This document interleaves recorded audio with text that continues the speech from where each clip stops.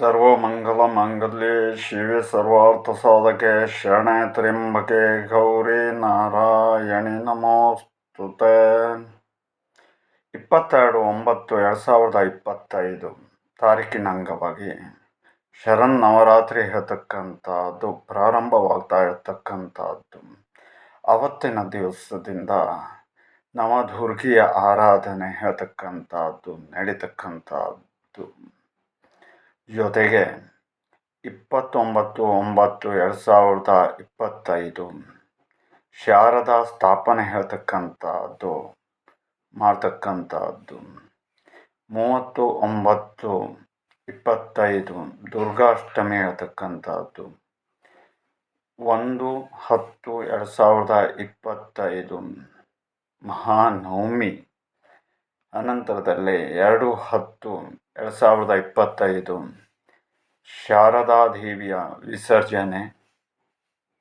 ವಿಜಯದಶಮಿ ಹೇಳ್ತಕ್ಕಂತಹ ಒಂದು ವಿಜಯದ ಹಬ್ಬವನ್ನು ಆರಿಸ್ತಕ್ಕಂಥದ್ದು ಮಾಡ್ತಕ್ಕಂಥದ್ದು. ಎಲ್ಲೆಲ್ಲೂ ಕೂಡ ಸಂಭ್ರಮ ಸಡಗರ ಎಲ್ಲವೂ ಕೂಡ ತುಂಬಿರ್ತಕ್ಕಂತಹ ಒಂದು ವಿಶೇಷವಾದಂತಹ ಸಮಯವು.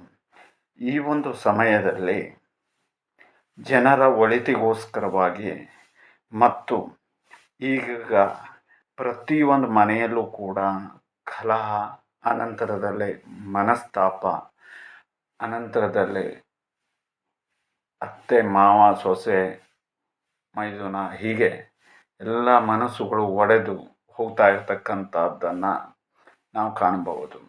ಜೊತೆಯಲ್ಲಿ ಎಲ್ಲ ರೀತಿಯಲ್ಲೂ ಕೂಡ ಮನೆಯಲ್ಲಿ ಕಿರಿಕಿರಿ ಹೇಳ್ತಕ್ಕಂಥದ್ದು ಉಂಟಾಗತ್ತೆ. ಯಾಕಪ್ಪ ತಾನು ಮನೆಗೆ ಬಂದೆ ಅಂತ ಹೇಳೋದಾಗಿಯೂ ಕೂಡ ತುಂಬ ಜನರ ಭಾವನೆಗೆ ಉಂಟಾಗ್ತಕ್ಕಂಥದ್ದು.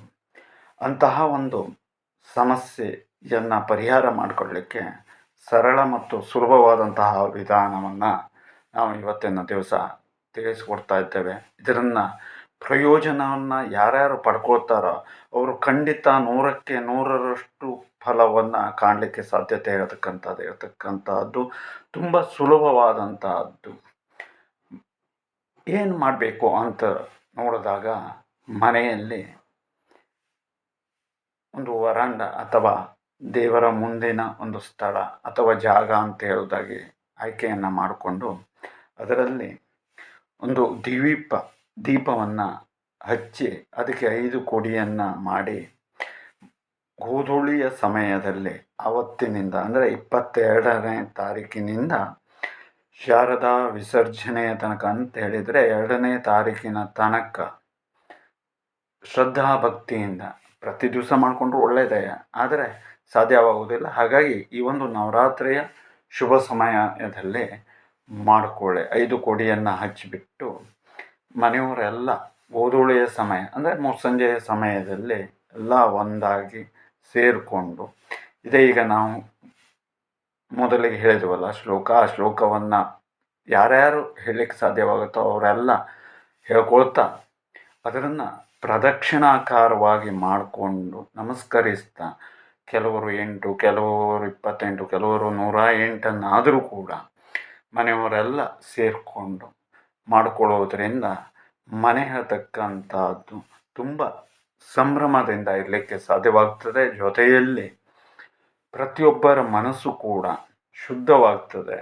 ಜೊತೆಗೆ ಒಂದು ನಾವು ಜೀವನದಲ್ಲಿ ಒಳಿತನ ಕಾಣಲಿಕ್ಕೆ ಇದು ತುಂಬ ಸಹಕಾರಿಯಾಗ್ತದೆ. ಮತ್ತು ಅಷ್ಟೇ ಅಲ್ಲದೆ ನಾನಾ ಸಮಸ್ಯೆಗಳಿಂದ ಕೆಲವು ಗೊತ್ತಾಗಿ ಬರುತ್ತೆ, ಕೆಲವು ಗೊತ್ತಾಗದೆ ಬರುತ್ತೆ. ಯಾವುದೇ ರೀತಿಯಾದಂಥ ಸಮಸ್ಯೆ ಇದ್ದರೂ ಕೂಡ ಅದರಿಂದ ಸುಲಭವಾಗಿ ನಾವು ಮುಕ್ತಿಯನ್ನು ಪಡೆಯಬಹುದು.